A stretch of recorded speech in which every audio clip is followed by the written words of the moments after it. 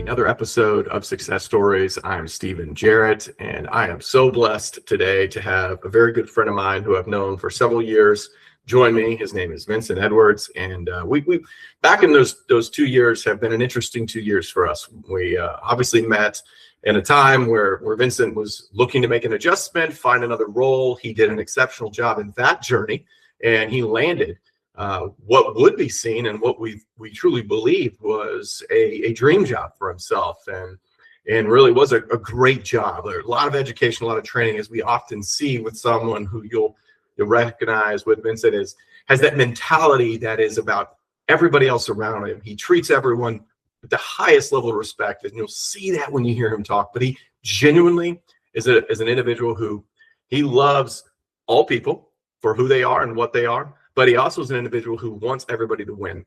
And I think that's something that makes Vincent extremely special. Another thing that makes us truly, I would call us brothers, is we both have a deep relationship with the Lord. And we truly do believe that all things that we do inside of our lives are blessed because of his doing, right? And his guidance in what we do. So, but I won't go too much into all the details. I'll let Vincent go. Please introduce yourself. Thank you for joining us. It's so excited to have you here. So I'll turn it over to you, sir, to just give the audience a little bit more details about who you are. Yeah, I appreciate it, Stephen. Thanks a lot for having me. So for those who don't know or weren't listening, my name is Vince, or Vincent, whichever you're comfortable with. I am born and raised in Kansas City, Missouri, but I currently live in the great state of Washington. And a little bit about me, I am honestly just blessed to be here, blessed to be in the spot of life that I am at. I am a professional in project management and customer success, or account management as well. And so I've been doing that for several years, but humble beginnings. I started at McDonald's. So, we all have to go start somewhere. And outside of that, I love music. I love creating music, love participating in at worship at my church, as well as playing like drums and guitar and piano and vocals. And I have a lot of friends out in Kansas City. It's a very huge music scene out there. So a lot of friends who do create music as well. And yeah, I enjoy reading. I enjoy a good movie. And yeah, that's a little bit about me. Oh, that's awesome. That's so great. Now, what I love about this is you and I've had many conversations over the past couple of years, and I feel like I know you. I feel like you know me. I mean, at least to a good level, right? I had no clue that you started at McDonald's, and I love that because I was at McDonald's. Now I only made it 3 days, so I made it 3 days at McDonald's. I made it about 5 years. That's amazing. That's so good. Yeah. That's so good. Yeah, I jumped to a grocery store. I couldn't handle it. I was not that. The interesting part was the speed of that environment and where it was almost it was controlled chaos, right? And yeah, but the chicken nuggets, I can tell you, that was my favorite. I devoured. Yes. They were so good. Yeah, I've definitely getting the free food, free drinks. Didn't do well for my health, but definitely did well for my belly though, because it was awesome. That's great. That's great. Yeah, and I think what I love about your story in general, and I know we're going to go really deep into a lot of this.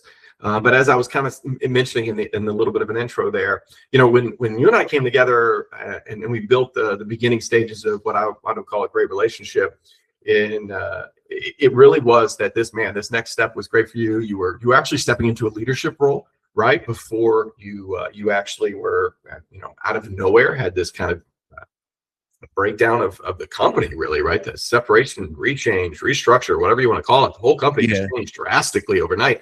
So I want you to talk a little bit about that, but I would love to know a little bit more about kind of where where were you from an excitement perspective of where you saw your career going.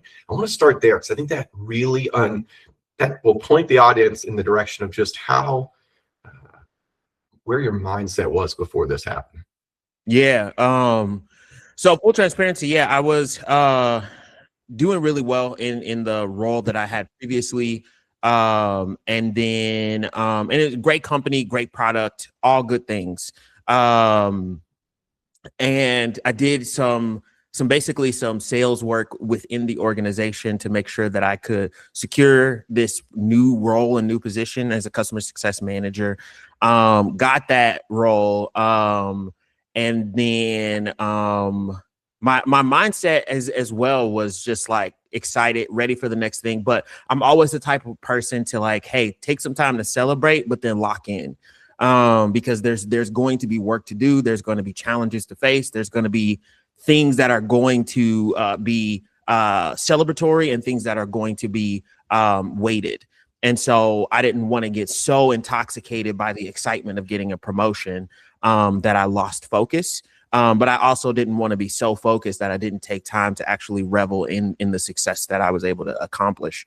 So that's kind of where my mindset was like, hey, I'm super excited. This is going to be awesome. I'm feeling great.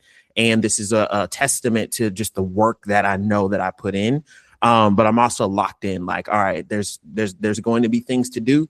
And I always kind of seek to have a mindset of excellence. Like anything I do, my mom even told me when I was growing up, even if you're a janitor, be the best janitor that the company has. And so that's kind of been my mindset ever since, of just lock in. I mean, get ready to just knock this thing out and execute 110%. So that was kind of the mindset going in. And then I woke up at about 5 o'clock in the morning one day and got an interesting email and no access to any internal channels. And I think the reason why it just caught us, a lot of us off at surprise, because it did seem random. I'm sure it was very structured, in the leadership. There's no way you don't plan for something like this. But it did catch us off guard. And I think the mindset in a very human way shifted, to just really shock, because the promotion was there, had very good, strong momentum. And we didn't really it didn't seem like anything like this was on the way. But a restructuring happened, and I would say a large percentage of the organization that I was a part of, unfortunately had to leave. So that was unfortunate. It was very shocking and kind of earth shattering, because you're kind of, as you plan your future, you're planning your future with this company in mind. So when that kind of slips away, it can be tough. Yeah, and I think the part of that will resonate with a lot of job seekers is that feeling of kind of and I call it the Ricky Bobby moment, where you don't know what to do with your hands, because all of a sudden it all just disappears, right? First there's the shock, there's the almost the aggression that comes from that, the emotional toll. I wrote an article. I pulled that back up. I should reshare that. Actually, it's been about 2 or 3 months with the community, and really the stages of grief. When you lose a job, it can feel like a death in the family. It can feel like you're a divorce, even in some cases, like you're losing this other half of you, right? And so I know with someone with your mentality, you're not immune to that, and I know that obviously happened for you too.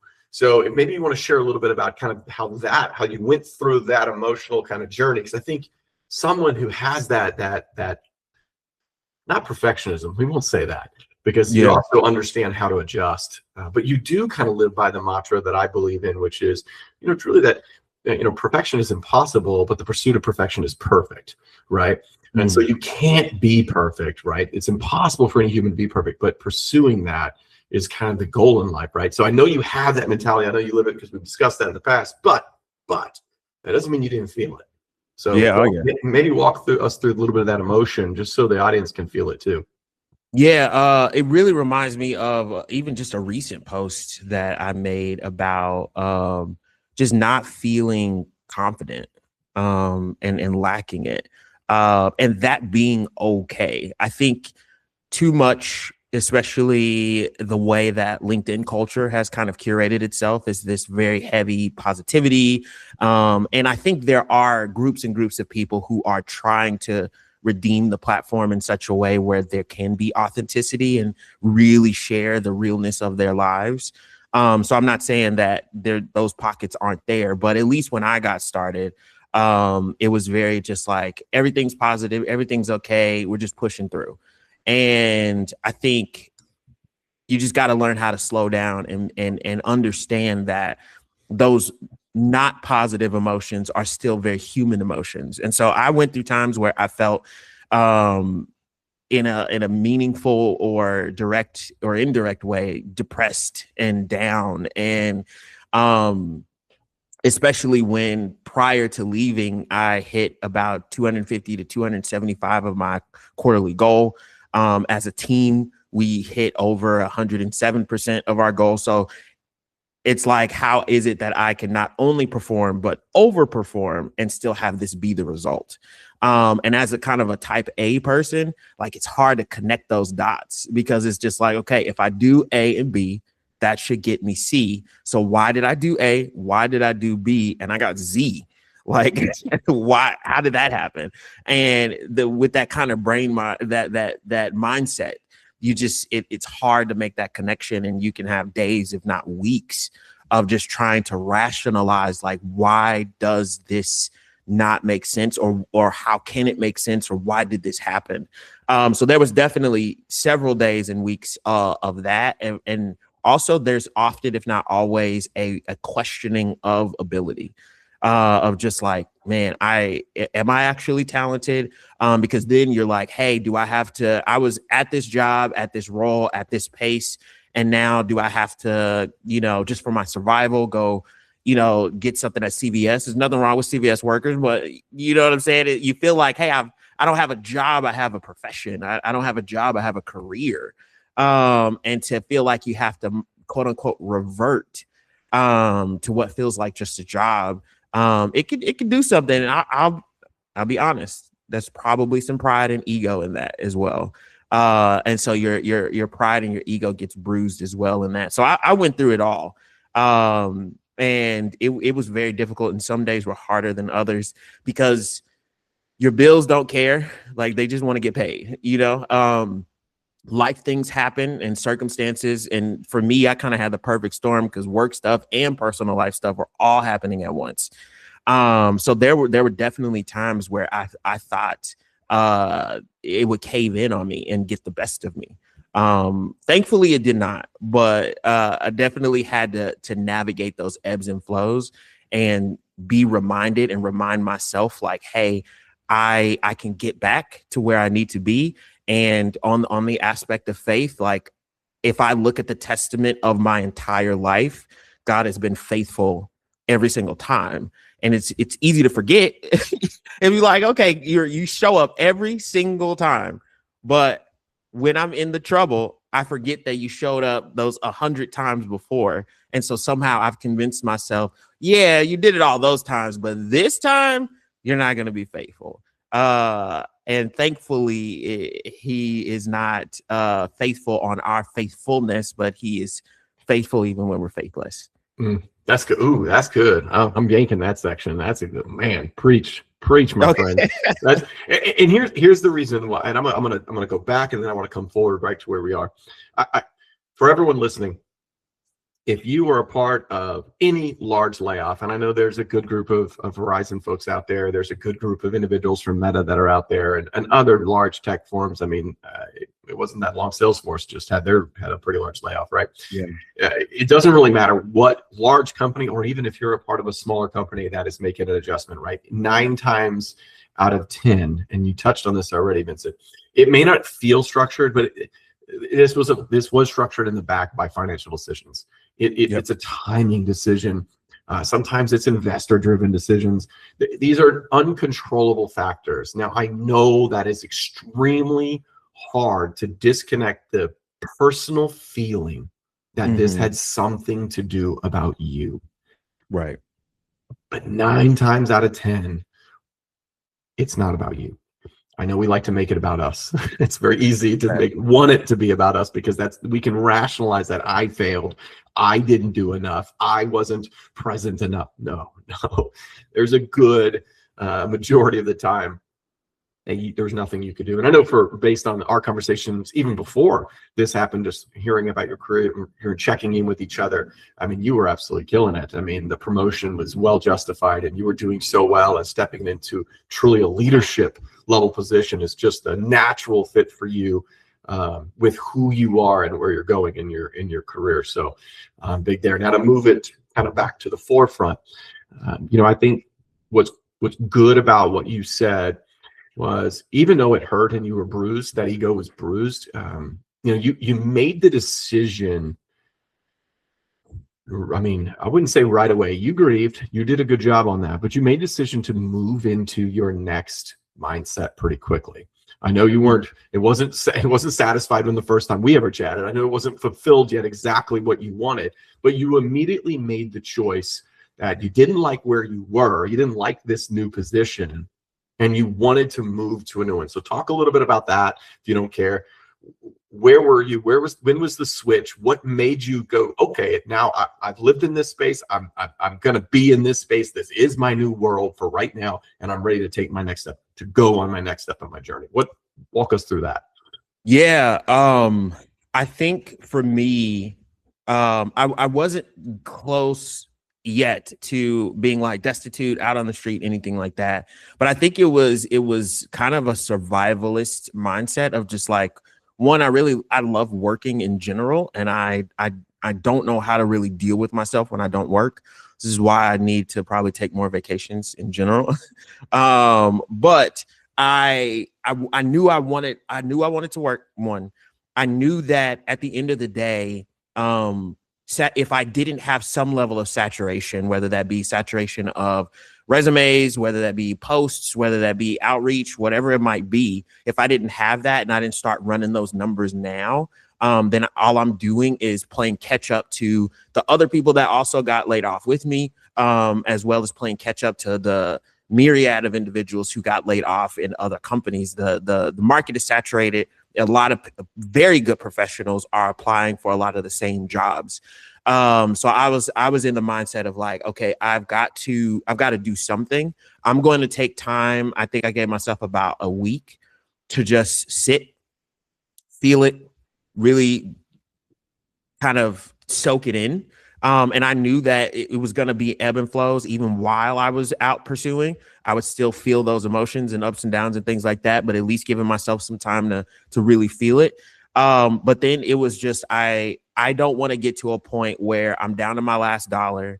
I'm down to, potentially struggling with my leasing office about my rent. I don't want to get to that point where I'm at a point of desperation that then I get motivated.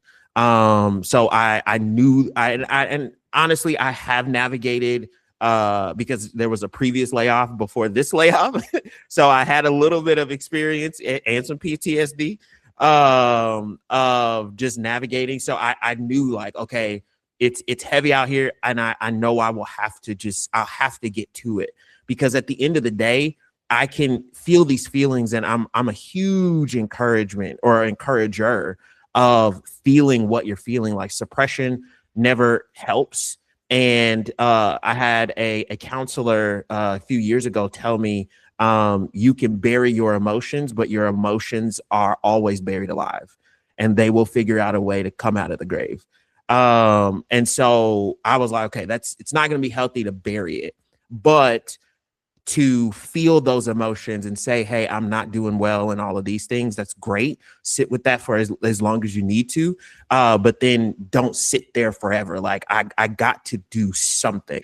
And so I think for me, having experienced a layoff, having been in the job market, I knew that I needed to get boots to the ground, because I just didn't want to get to the end of my rope before I then started to execute.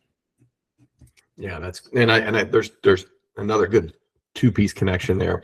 That what you said there about not burying the emotion is so important. We talk a lot about this on Mindset Mondays, where emotions are amazing because they're an indicator, right? They are a directional tool.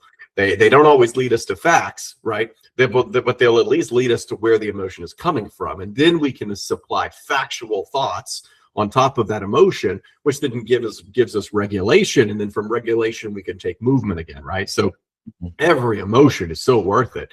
right? And as a job seeker, what you feel in disappointment or what you feel in even an evaluation of whether or not you feel disenfranchised, hurt, harmed, this was your fault, not your fault, no matter where that emotion is kind of originating from, you can always trace it back to the fact, like for you, for instance, was 270%, to quote, not enough? I would like to say that's not the case, right? That's a factual.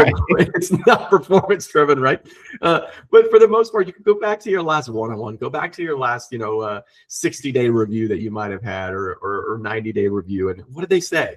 Like, so just as a relief mechanism, as a pressure valve, if you will, if you're feeling that you weren't enough, think through all the conversations you had. Did someone tell you that? Were you on a performance improvement plan?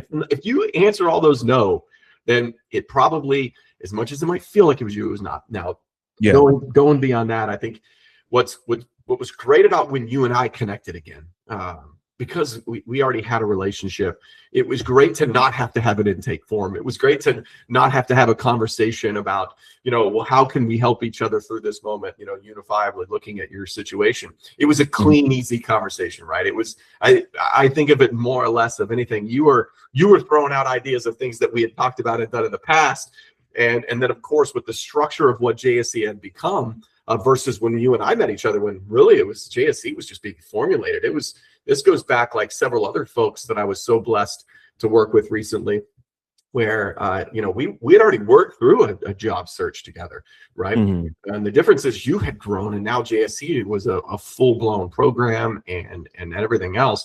So talk to me a little bit about that. When you made that choice that, like, you and I were going to reconnect, and you and I connected again through, I think, just some messaging,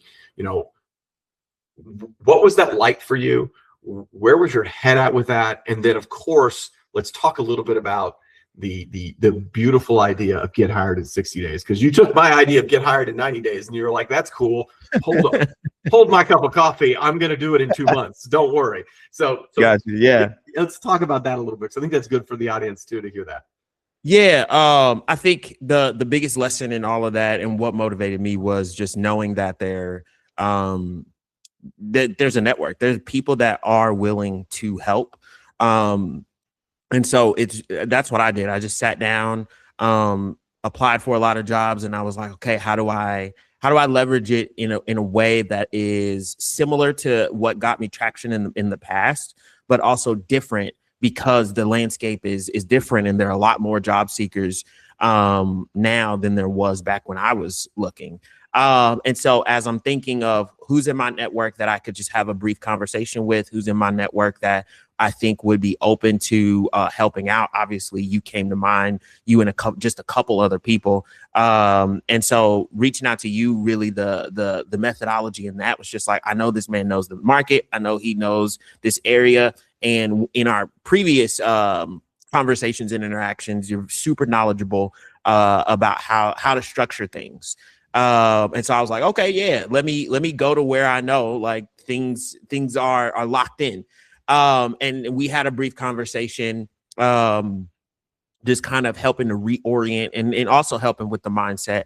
And I'll be honest with you, hired in 60 was like a random Sunday. I think I was just like laying on the couch. I said, hey, I'm not going to apply to any jobs today. It's feeling a little heavy, a little overwhelming. I'm not going to do that. And it almost, I don't know if this is like divine providence or it was just a good thought. But I was like, yo, what if I create a campaign where I seek to leverage my network to get hired in 60 days? Because I started doing research of like, okay, how long does it typically take? And they're like, yeah, it's going to be about a solid 3 to 6 months, maybe a little longer. And I was like, yo, I don't think I can wait 6 months. And so literally it was just kind of like, I think I just want to do this, and just try it out. And kind of that's kind of what I was saying with you, like, hey, I want to try this out. If it doesn't work, then I'm going to lean in like 110% to JSC. I'm just going to lock it in. But that's when I sent you that VM of just like, hey, what do you think about this? And you gave some fantastic ideas. And then I was just like, you know what? tomorrow's Monday. Let's go. Like, let's just do it. And basically the campaign itself was, I'm going to post every single day for 60 days, leveraging my network, like making posts, reaching out, still applying to jobs, sending DMs to people, especially if they're currently in roles that I would like to be in at either at the company or a company tangential to the company I'd like to be in. And then just create that exposure to not only help other job seekers, but to have visibility to hiring managers, recruiters, and hiring companies. And crazily enough, I ended up landing something in like 40 days. So it was pretty cool. Yeah, yeah, and we're going to go through that process. I think I'm going to dissect what you just said a little bit, because I think it's really important that everybody hears the from an outsider's view, and especially as a coach, what I got to see, right? Because this is important. I mean, you and I were chatting about every couple of days, almost really on like a one-on-one style basis. Well, I mean, it was one-on-one, it was just you and I, but it was truly like I got to watch you formulate an idea. I tossed out some basic concepts to you to shape it into maybe an algorithmic type of setup, right? Where you were utilizing the algorithm a little bit. But in reality, I just took what we teach in our networking class and gave it to you, and you ran with the simple changes. Your idea was so pure and so good and so natural that once it became a little bit of a structured, say, as in, have to do so many likes every single day, so much outreach every single day. That is true. That's out. There's an algorithm around that. But what was so beautiful about yours, because it was an everyday post, you made a commitment to that everyday post that immediately unlocked visibility for recruiters, for hiring managers, and everyone that was already in your network. Now, just so we're clear, and I want to make sure the audience knows this, you already have a very nice network. You're at 6,000 people inside of LinkedIn. You're not a small following. You've been living this life of really building connections because of just who you are as a person, because of your background and who you are, because of your faith. You truly do believe in a concept that you may not label it this way. I label it as the idea of selfish to selflessness, right? And you truly do live that. Like, you are focused on, you will better yourself to better everyone else around you. But the whole point of bettering yourself is for others, right? You really live that mantra. And that's really what's given you this larger, more robust platform. But we've tested your exact same thing that you did on multiple individuals. So I want everyone to hear this. If you do a very structured, very systematic process and use LinkedIn for what it is, which is a social media exposure platform. We can all argue that it's adjusting, it's changing, it doesn't help job seekers. We can all argue that all day long. But what it does do is it puts you in front of people algorithmically that you don't have in your network. And if you then are doing the right networking plan and you are applying to the right jobs, whether that's warm, cold, or blind, and you have a structure behind that, you will get exposure. We've seen it over and over again, right? I think what you did, which was so exceptional, is you took our plan that we have in place, and you systematically went from, I have to post 3 times a day. That's cool. I'll just post every day. You took the very baseline plan and maximized it to the highest level. And I think that's what was so exciting about what you did, at least from an outsider's view in, right? Yeah. The other thing that I want to talk about a little bit here is you had the daily rhythm, sure, your focus. I really think this is important. Your posts were not just on the random. It wasn't just that you woke up every single morning and were like, well, I'm going to talk about this. Now, I'm sure that happened from time to time because we're not, but what was your structure? Because you really did reflect, and from that, really reflecting what needed to be said for yourself and others, you really then led yourself down this path of discovering how to have the right post and the right conversations to lead to the networking side that led you to execute so well. So talk through that. And it built so much momentum for yourself. If you don't care, give me a little bit more about that. Yeah. I think what I did was I knew one thing that I didn't want to sacrifice was authenticity. I didn't want to be inauthentic and basically kind of fall in line with a lot of what you can typically see on LinkedIn. I wanted to have something where it's like, okay, this guy feels real because he's being real. And so that's one thing that I made sure, be authentic, be myself, and keep it real. If it's a good day and things are going great, awesome. If it's a bad day, then say that too, whatever, like just be authentic. So because at the end of the day, whoever's hiring me, they're going to hire a human. I would like to contest that a very excellent human, but still a human. So there's that part. Then I noticed that posts that did well, most of them have some sort of graphic. So I made sure, okay, I need to have, enough pictures or videos or something. I need some type of media to make sure that I can get there. 3, I made sure that I had some type of tagline at the top of the LinkedIn post.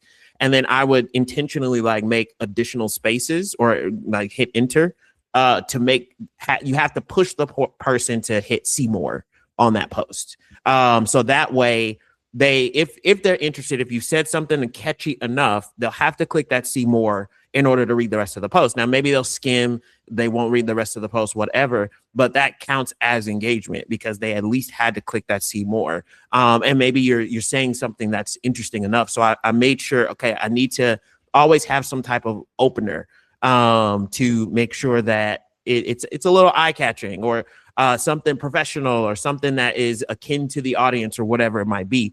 And then crazily enough, it's a small thing, but it's one thing that I made sure to try to do. It's not on every post, but most posts. Our brain responds really well to like colors and such. So emojis really help. Like I would see that like definitively, even if it wasn't a significant high number on engagement or impressions. If there's emojis there to kind of like, hey, do this, a check mark, and it's like a little green check, or you gotta just come in strong if that's the word that you say, and then you have the guy, flexing. It's like something where it has like colors and some level of engagement. And I think there's probably science behind it. That's why Instagram has its colors when you hit the like button, or Facebook. I haven't been on Facebook for years, but I imagine there are colors there. So just trying to adopt that to just get a person to read it.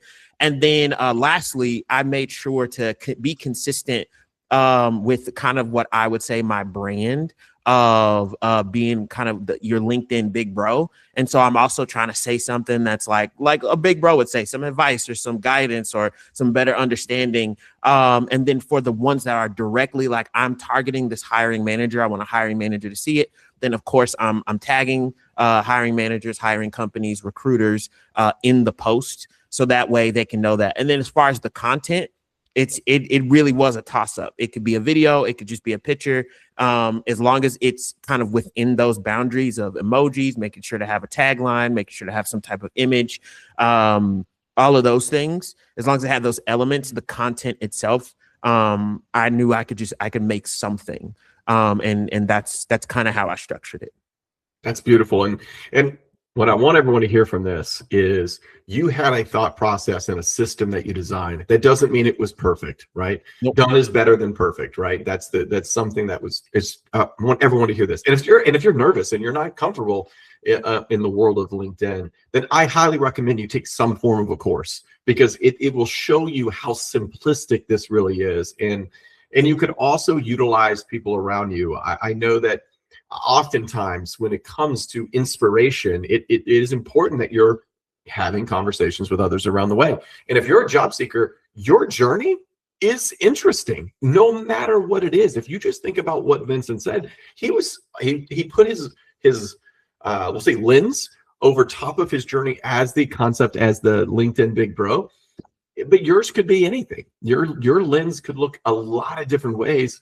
Pick who you are. And I love the fact of it, you are authentic. And I think that really came through. I love following the journey, not just because of the science behind it, because I did appreciate that, right? Is this really possible? Can someone take the premises that we believe in and find a role in 60 days? And we've seen individuals, and gosh, there was 50 plus people that found a job in 2025 through our program. So yes, I've seen a lot of folks even land a job in 30 days, right? But the difference was your approach you weren't starting with a guarantee. You weren't starting with a direct connection that was going to give you a job. You were starting from scratch. There had been no conversations. This was completely out of the blue for you. You had to activate your network and get that network running extremely quickly. And I know we're kind of talking about LinkedIn, and I want to transition away from that because everything that LinkedIn did was great and it was helpful. And you saw exposure through the leaders and the managers of the company that you reached out to. But it wasn't just LinkedIn. You were also being incredibly intellectually intelligent about building your system through direct networking. So I want you to share a little bit about some of your concept that you had that helped you scale this awareness, because you didn't just trust that LinkedIn was going to take care of any other social sites. No. You said, I'm also going to physically reach out and build out. Now, we call it a network tree in our world. And I think when you and I discussed, we talked about it, but talk about how you use it. What did you take from that, from the concept, and how did you utilize that through your warm connections to build your warm adjacent connections and really open up the door for your exposure? Yeah. So obviously I leaning on people that from my previous company was a good one, of just seeing where they landed, seeing what's going on with them, and also getting just bits and pieces of their journey. And then I've worked in sales, so I'm never afraid to just pitch at the end of a call or a conversation and say, hey, if they're looking, like, let me know, or put a good word in, or send me that referral link. And a lot of those people were like from previous company, but also a lot of it, I will say, is relatively saturated on LinkedIn because you can find a lot of people there. But as far as direct messaging, like random people, it's kind of a sales mindset. Like, you are going to get people who block you after just sending one very non-aggressive message, or you'll get people to read your message and not respond, or not read your message at all. Maybe they get a ton of messages, whatever it might be. That is an area I can detach a lot better, because it's like, I know that's not personal. You get to me if you can. If you can't, whatever. But a lot of that is just saying, okay, are they doing a role that I want to do? Maybe it's not at the company that I want to do it at. But if I want to be a CSM, or I am a CSM and they're a CSM, but they're currently working and I'm not, hey, could I grab 15 minutes of your time? Just a quick 15 minutes. That's it. If you have it, awesome. And people can be very generous with their time. And I often try to pay that forward when people are trying to get some tips and tricks and they reach out to me. Sometimes I can spare it, sometimes can't, because I got to do my job too, though. But reaching out, just asking for a quick 15 minutes. In that 15 minutes, I'm just asking, hey, what has made you successful in your role? If you could give me any tips or tricks of navigating the CSM space, what would you say if you were navigating? How you would define yourself or set yourself apart from the crowd? Because there are a lot of talented people, but I don't want to just be talented. I want to be memorable. So as decisions are being made, it's like, oh, who I remember? I remember Vince. So I will ask them that question, and then ask them about their journey within the company. And then at the end, just like I said, hey, well, I'm definitely looking. Obviously, I always kind of caveat, you don't have to, because, if you advocate for me, I can potentially be a representation of your skill set and work. And I don't want you to take on any pressure that you feel uncomfortable with, but if you'd be comfortable, I'd love a referral. And always close it out with getting a referral. And that's absolutely happened. And even through the program, people have reached out to me, said, hey, I've been watching your posts. They haven't liked anything. They haven't sent me a message or anything, but hey, they saw it and they were like, hey, I've been seeing your post and we're hiring. And that has led to having, I had a lot of success in getting interviews.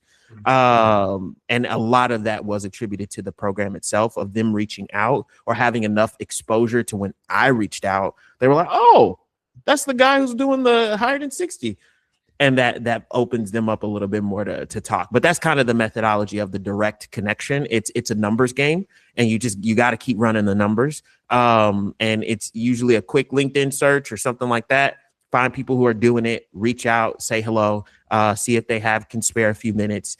make it, honor their time. So make it 10 to 15 minutes and then make sure to get that close. Yeah, I think what you said there, the virtual 15-minute coffee is amazing. That's a great catalyst point to just say that one, it removes friction, right? And let me say this about networking in general, because most people are uncomfortable here in this space. You have to understand that you are being selfish in that moment. You are. I mean, you're selfishly asking for time, information, and at the end, right? It's not always, and this is something we teach pretty heavily here, and I think you called it a referral. I'll clarify just on two fronts. Yes, obviously, if someone's going to offer you, hey, there's a job over here, I would love. That's amazing. That's great when that happens. But really, the benefit of what you've done, and anyone that's inside of our program learns, is the fact that it's not about the next job offer or the next referral to an opening. It's the next relationship. If they can introduce you to somebody else that is in a company that you're interested in, and they can lead you, of course, forward to have another conversation with someone who could be the door or the gatekeeper, right, to open up the opportunity. That's the key more than anything in networking. Is it's not always that there's a job open and you see that Mark is the person you could talk to. That doesn't always work out that way. Right. But Mark could very well be the person that introduces you to, let's say, Dimitri, and Dimitri is the guy that you needed to talk to, right? And so being open-minded, that it's more about learning about their company, what they're currently up to, the industry that they're in, picking their brain from an intellectual perspective. And it's great when it's a leader. It's awesome when it's a decision maker.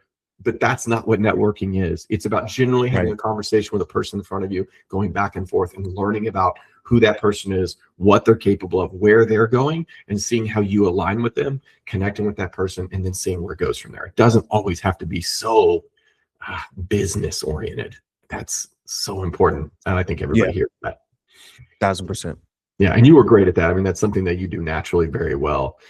So I know that this obviously would happen so quickly for you, but I got to ask you this. How many people do you think you talked to? Was it a couple dozen? What do you want to call it? Hundreds?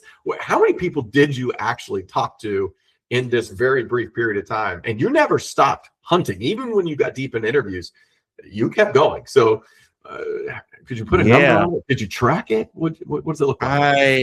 I didn't track it, unfortunately. I'd say at or over 100 people is a good estimate, make more or less like maybe 10. So either 110 or 90. But yeah, around that much. Yeah, and so I want to point this out so everyone hears it. If you can think of every single in the network tree, and this is where you did this so well. If you could find 5 names, just pick out 5 names of anyone that would be that could supply you with either a role, which would be great, an opening, has connections, so someone of some level of power, right, or decision-making process. Someone who is intellectually intelligent about the industry you're interested in the role you're interested in, or the company that you're interested in, or someone that you have worked in the trenches with. So this could be someone, a peer. It could be someone who actually you've managed. It could be someone that is above you that you've worked with, that you guys solved great projects. And the reason why you focus in on that is because any of those personas, of those 5 individuals, are going to be people who are going to want to talk to you. They'll be interested in sharing with you, right? So it's an easy introduction. It's the way for you to get the jitters out, to get the uncomfortableness out. But it's also in that 15 minutes, you're practicing your elevator pitch. You're practicing who you are, what you are, and where you're going, which is exactly what your resume is supposed to say. So your marketing materials of who you are being exposed and practiced naturally in those first 5 calls, right? And so that it's a good way as a job seeker who's not comfortable in networking, right? Maybe not someone who's been trained in sales like you have been, right? It's a good way for them to get their feet wet, if you will, and become more comfortable in the space. And we all know that if you have confidence leads, of course, to better overall conversations. And when you have better conversations, that leads into overall better interviews, right? So get your marketing materials correct, get comfortable in that. But what you did so well is you got the 2 more names. So we teach, you talk to 1 to get to 2, right? So if you think about it, you talk to the 5, you get 2 additional names to talk to after that, you can get to 100 conversations like Vincent did extremely quickly. And you did that to the nines. I mean, it was incredible. I remember at some point, I think it was just a quick phone call. I think you were walking into an interview, and I was trying to trace back how you got to them. And I was asking, well, who led you to this one? And you were going through it. It was 2 or 3 different names and it was just incredible, the tree that you had built for yourself. So kudos to you in that. And you're definitely your superpower is relationships, and you're so great at that. Man, I appreciate it. Yeah, man, absolutely. So I know consistency was huge. I know obviously you did a great job with the numbers. You were very disciplined. These are all things that you definitely did. And I think it's really important that everybody hears that. But really, I think tying this all together, how did all of this hard work and this focus help you in the interview rooms? I think that's the part I want to go to next. And then from there, we'll move to a little bit of a wrap up. But let's talk to me about that. How did that help you from that confidence shift? And how could you describe that to everybody? Because you obviously it's only been a couple of weeks, right? You were just laid off. You just had this shock. How did you do that? Yeah. I think at a certain point, you have to have almost like a lightning strike of your brain, in a sense of like, now, fair enough. There are different people who go through different situations. You have rough seasons of your life, and maybe the stats aren't really great of what led to you not or being on the job market. So fair enough. And you have to navigate that very tactfully. But on the presupposition that you either got laid off or needed to just change directions, you've got great stats. You have to eventually, just like you said much earlier, like you talk yourself back of like, am I actually somebody who, if I got this job, I could do it well? And I became very convinced that's like, absolutely. I know I can do this job, not in a pipe dream way. I'm a professional. I've been in this space before. I've done the work and I've gotten the results. And so in addition to necessarily the exposure and things like that, it was also just locking in of like, yo, I know what I'm doing. I know what I'm talking about. And I'm going to come in and show that level of confidence because I have it grounded on something that's objective. If I am entering newly into a role, then it's like, it can be some doubt, and that's fair. There's absolutely fair.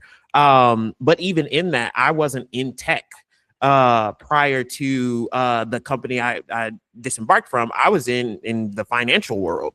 But what I did was, okay, I know that people in tech in this role does X, Y, and Z.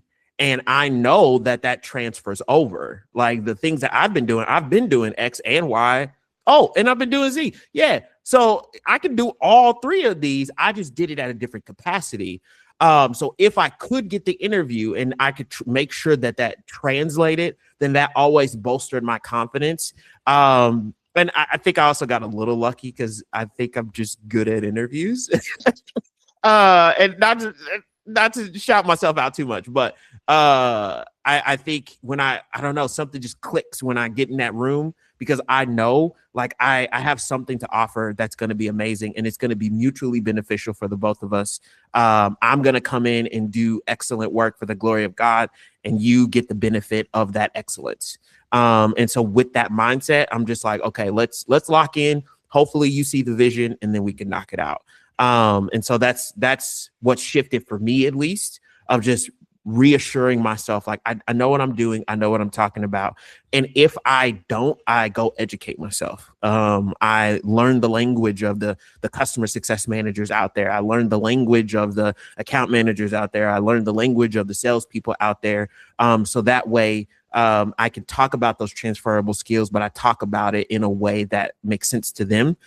Because I could be talking to somebody about something that they are interested in, but if they only speak Cantonese and I speak English, it's not going to translate. So I'm going to learn that Cantonese. And so that way we're on the same page and you understand what's going on. And so that's the part that also helped to not only communicate success and effectiveness within interviews, but also made sure that I was speaking the proper language in those interviews to continue to allude to my ability to execute.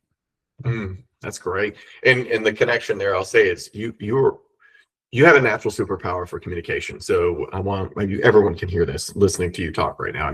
There's no question about that. But I want to tie something together that's important. And some people have this natural ability like you do, but this is also a trained skill. The trained skill he's talking about is what's called the bridge. So I'll pull from my VP old self when we would teach anyone in executive sales. The idea here is you have to bridge concepts. So it doesn't matter if you're an expert or in your field, an expert in their field. That actually does not truly matter. It's the special superpower or secret sauce is that you, as an expert in whatever it is that you're coming from, they're an expert in where they are, but the gap in between them, that has to be filled. And so you have to create the bridge. So if you envision this, it's you building your bridge out, but you have to understand how to actually not just come from where you are, because your information is great, but you got to tie it first and build the bridge from their side and meet in the middle. And you're the one who has to create it on both sides. You can't expect them to fill in the gaps. So when you walk into an interview, what you just said there is so important that I hope everyone hears this. If you're not confident, and that's the word, I want everybody to really understand this is so important, because as a job seeker, it's hard to hold your confidence, but something that you have said over and over and over again. It didn't matter if you didn't get a lot of likes. It didn't matter if your engagement didn't go off the charts. There were days that I remember looking at a post that had been like 3 or 4 hours that you had done. And I was like the second person to click like, right? But then there would be the next day, it would be 50, 60, 70 people who interacted with that post. The key to this is that you don't allow those down moments to shake that confidence, even though that's easy to do. Consistency matters. And if you keep working on your craft of understanding what makes you special and what makes you great, then when the 9 times out of 10, when you walk into any room, and you engage with another person, that confidence will come through. And whether or not that's the right job for you, that's not on you. It's just like the tie it all the way back. You could wake up one morning and the whole computer could be shut off, right? And it's not on you. It has to be the right moment at the right time. And that's so true. But if you walk in without that confidence, your percentage of chance of getting a job goes drastically down. And I know this is hard for individuals to hear that maybe you're seeking for a year or so. The same rules apply. Yeah. And it could be super discouraging, especially because I have friends who've been searching for 2-3 years now. And it can take a shot, like to validate it. It can take a shot at your confidence, because like, you know that you're a beast. You probably, especially if you've been out on there for a while, you apply to things that you're like overqualified for and still getting rejection letters. I mean, you've done as much work as you know to do. And it's just like, well, it's hard not to go introspective and like, there's got to be something wrong with either me, what I'm doing, how I'm saying it, it's got to be something on me. And there's nothing wrong with having self-reflection and saying, where can I make adjustments, improvements? You know, maybe I do have a resume that needs to get more adjusted and improved. Maybe I do have a talk track that's not as sharp and as clean as it needs to be. But after that, it's also knowing that, okay, once I've done all that I can do, my mindset is not to self-deprecate. It is to iterate. I'm going to keep trying. I'm going to strategize. I'm going to execute. For what works, I'm keeping it. For what doesn't, I adjust. And you have that mindset, the confidence, it might teeter every now and again. It might, shift a couple points down, but it's not gonna dip, because it's like, okay, I'm doing things, and if you iterate, you're going to see areas of success.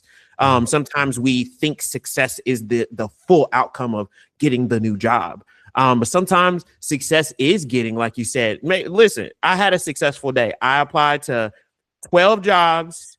I made a post. I got about 6 likes. And you know what? Somebody might have sent me a message and said, yo, that was super encouraging, or left a comment and said that. Boom. That's a successful day. That's a successful day. I'm good to go. And tomorrow, the hope is that it's even more successful. And I'm going to take what I did. Maybe I figured out a way to apply for jobs in a very efficient way. Oh, boom. Now I can adjust and start applying for more jobs. There's more saturations, more opportunities for interviews. It's just keeping that iteration going. And I think if that's the continued mindset, then it's fair and it's human to have certain times where the confidence dips because the ego feels hurt. And it's justified. It's legit. But it's also to say that's not where I have to stay. I don't have to park the car here. I can keep driving. Man, that's good.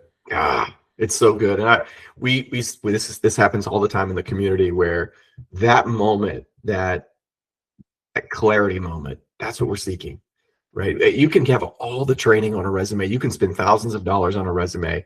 You can spend thousands of dollars and have a system built for you. You can do that. You can do all of those things. But if you don't understand, and I'll say Mel Robbins' quote, it's so good, right? No one's coming to save you, but everyone can support you. Mm-hmm. You're the only one that can save yourself, right? And that's when I hear you talking, that's it. You got to choose at that moment. You're going to make the effort. You're going to choose to save yourself.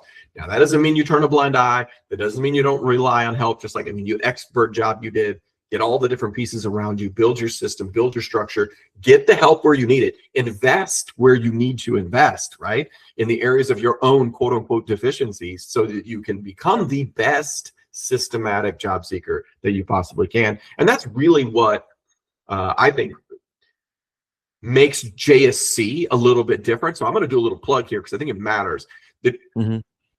I think what makes the system that has been built here so great is if you do the steps, right? And then you can identify what areas you need to support and then lean into those areas.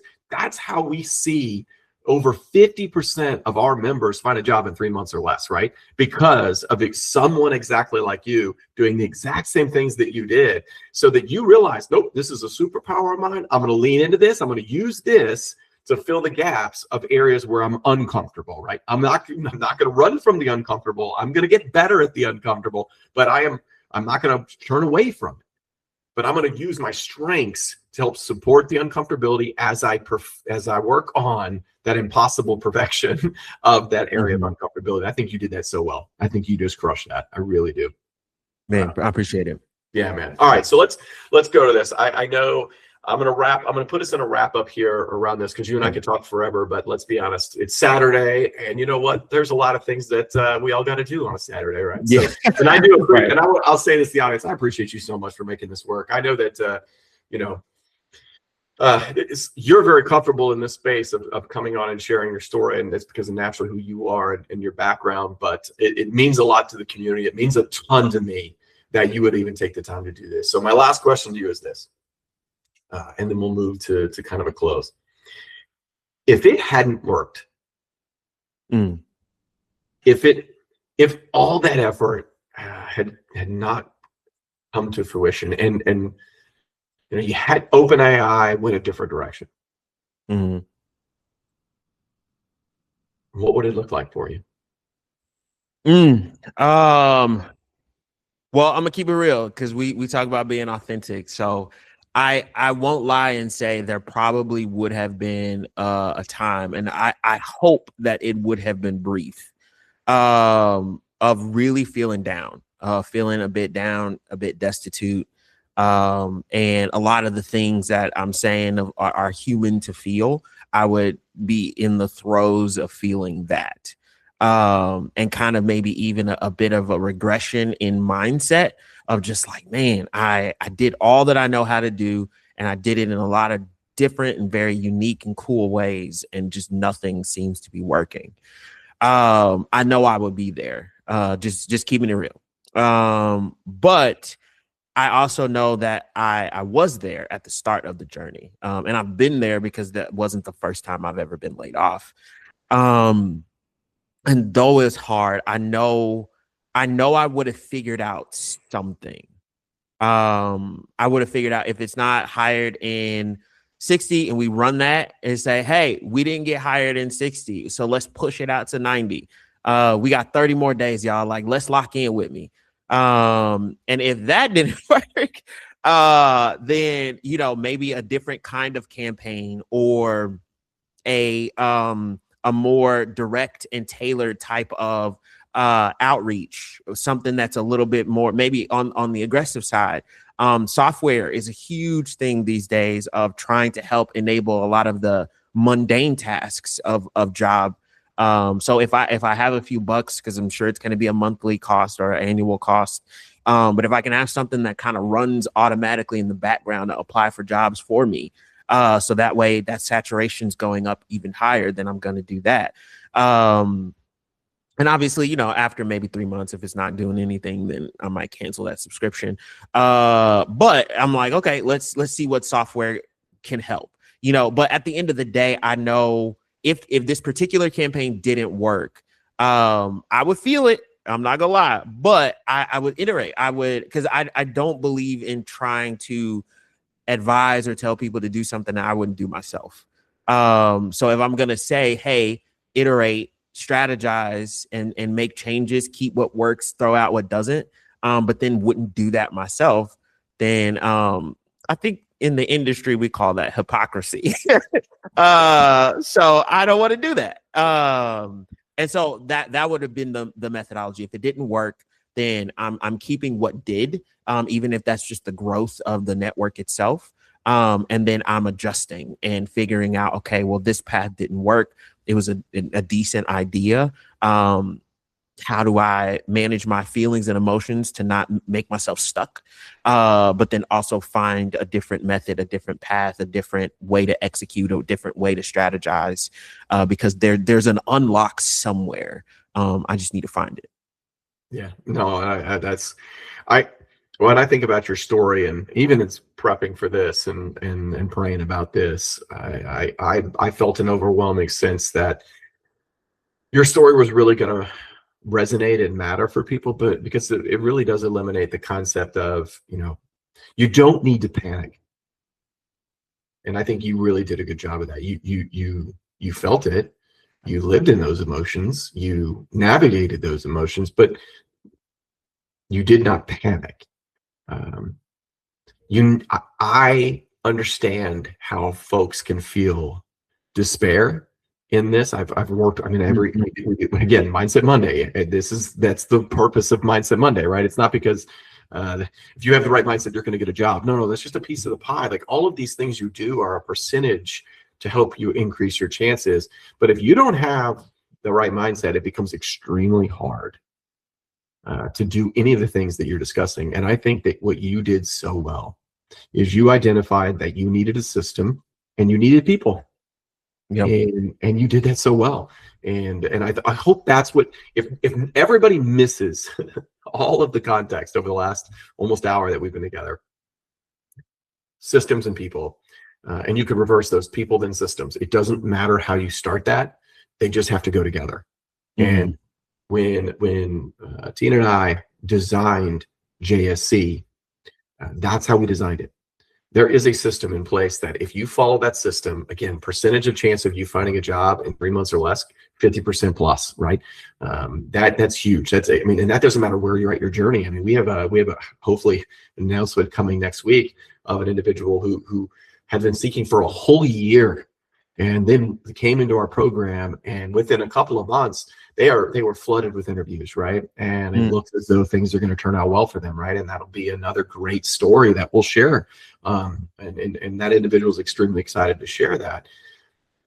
But it's about people and systems that get you there. Yep.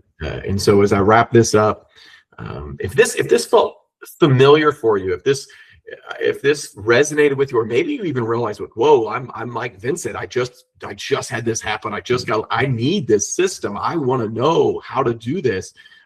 I'm going to put you out there because I know you've already told me you would, but you are on LinkedIn. You can find him. You could hashtag Big Bro. You'll find him out there, I promise. Or just look his name up. Vincent Edwards is pretty simple to find too on LinkedIn, but follow this man. And I'm sure you'd be more than happy to have a conversation with anyone that needs it. So I think that's huge, and that's a part of what this community that we've created is. You could join the Discord. Vincent's in the Discord. He's busy, so it's hard for him to respond in there, but I know he still pops in there from time to time. Come be a part of our Discord. Be a part of this world. Again, there's 50 plus people that have become an alumni inside of this program last year alone. And we saw it just yesterday where Javonica posted a job, and from posting that job, there were 2 people inside the community that connected with her, and I'm sure those interviews will happen in the next week or so. That's the power of community, guys, and utilizing tools like that. And I know if Vincent has a job at OpenAI, I would welcome you, Vincent, to drop it in the community here. That's the whole point, is we all work to help each other. And so if you need a community, if you want a system, we're here for you guys. There'll be links, of course, for you guys to be able to do that. But Vincent, thank you. I appreciate you. Yeah, I appreciate you from the depths of my heart. And I know that, I hope that I'd never have to have another conversation with you about seeking another job. I hope you and I both. Yeah, I really do. I hope the next time you and I are talking, we're talking about the next big promotion, right? Or you're giving me some insider information on the cool technology you guys are building, because well, probably not. Come on, probably not. Not on here. We won't do it on here. No, man. You are such a blessing, and our friendship will last a lifetime. I know that, and that's the part that, for me personally, I'm so blessed to have the opportunity to be a part of this space, to be a part of this world, be a part of JSC, but most importantly, to build relationships that I'm able to build with people like you. So thank you, sir. Appreciate you so much. Thanks for having me. And hopefully this is exactly what the community needs, and hopefully just to get the engine going and see some success. Okay, appreciate that. And I look forward to having this released. And again, enjoy your Saturday, my friend. Everybody, take care of yourself. Just know that there are people to support you, but you got to take action yourself. It starts with you. Let everybody else then come support you. Take care. Thanks, guys.